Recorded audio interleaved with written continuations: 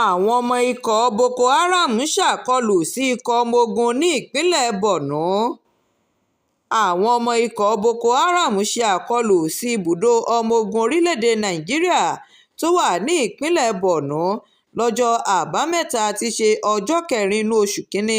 ọdún 2025 tí ọ̀pọ̀lọpọ̀ ọmọ ogun sì pàdánù ẹ̀mí wọn tí àwọn kan di àwátì báyìí. àkọlù ọ̀hún tó wáyé fún ó lé ní wákàtí méjì ni àwọn ọmọ ikọ̀ boko haram ọ̀hún ti fojú sun ibùdó forward operating base (FOB) tó wà níjọba ìbílẹ̀ damboa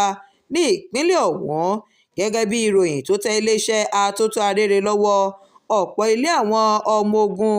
àti ọkọ̀ ni àwọn ọmọ ikọ̀ boko haram ọ̀hún dáná sun lásìkò àkọlù náà, tí wọ́n sì ti rí òkú ọmọ ogun tó ń lọ bíi 7 báyìí. gẹ́gẹ́ bí oṣojúmi kòró kan,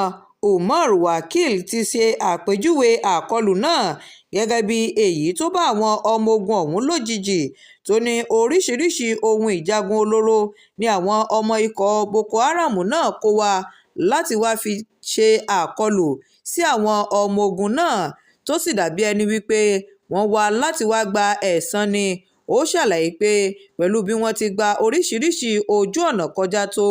wọn ò fi ọwọ́ kan àwọn ará ìlú kankan, léyìí tí ó túmọ̀ sí pé